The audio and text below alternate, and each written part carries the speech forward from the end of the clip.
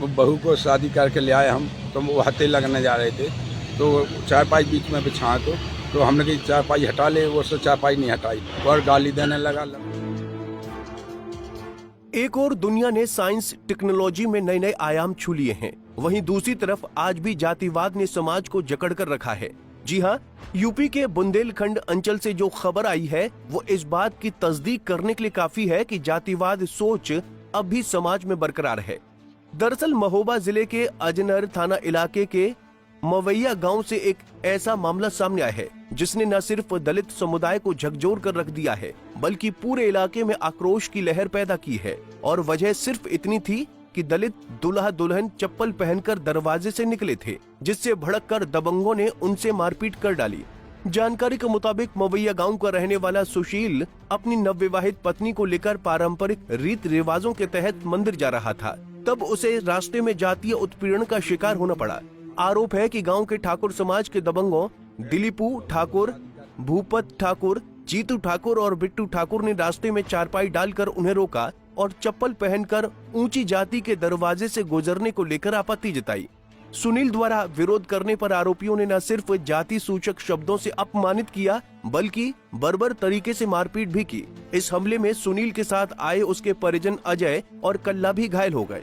पीड़ितों का आरोप है कि नवविवाहिता के साथ भी धक्का मुक्की की गई और उसे अपमानित करने की कोशिश की गई। थाने गए थे तो कोई रिपोर्ट नहीं, वो भाई पहले बहू को शादी करके ले आए हम, तो वो हत्थे लगने जा रहे थे, तो चारपाई बीच में बिछाए तो हमने कही चारपाई हटा ले, वो से चारपाई नहीं हटाई और गाली देने लगा, लड़का को मार दिया।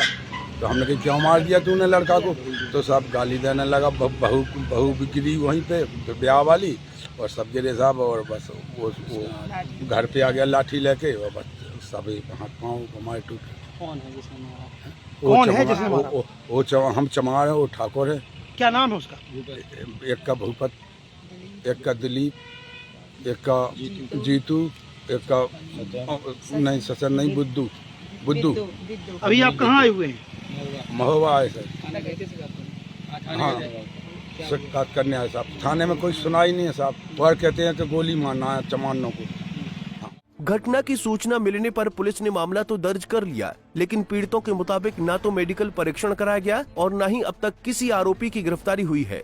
उल्टा पीड़ित परिवार पर राजीनामा का दबाव बनाया जा रहा है। आए सर कि हमारे भाई की शादी हुई है, जो रास्ते में सीसी पर खटिया डाल रखे थे, तो हत्थे लगने के लिए बहू जा रही थी, तो उन्होंने बीच में रास्ते में आके गाड़ी रुकाई, बोला गाड़ी रोको, गाड़ी रुका कर लड़के को मार दिया और बहू का हाथ पकड़ के दोनों भाभियां थी, दोनों का हाथ पकड़कर दोनों को नीचे गिरा दिया।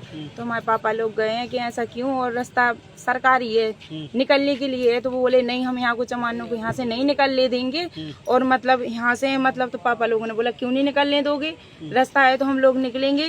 तो वो सीधा लाठी लेकर आ गए, तो उन्होंने सीधा लाठी बजाना शुरू कर दिया। और ये बात है 16 तारीख को लेकर उन्होंने पुलिस के पास भी गए हैं, तो पुलिस यही बोलती है कि नहीं कोई सुनवाई नहीं हो रही है, और पुलिस उल्टा वहाँ उन लोगों के यहाँ बैठती है, तो वो पुलिस यही बोलती है कि हम लोग गोली चलाएंगे, मारेंगे इन चमानों को। चमानों ने हमारे ऊपर भी लाठी बजाई, हमने भी बजाई है, लेकिन हमारे साइड से कोई इतना वहीं इस मामले में सीओ कुल पहाड़ हर्षिता गंगवार ने कहा कि मामला संज्ञान में है और आरोपियों के खिलाफ 151 के तहत कार्रवाई की गई है। आगे की जांच जारी है और आवश्यक कानूनी कार्रवाई की जाएगी। पंजाब केसरी टीवी के लिए महोबा से अमित शिरोतिया की रिपोर्ट।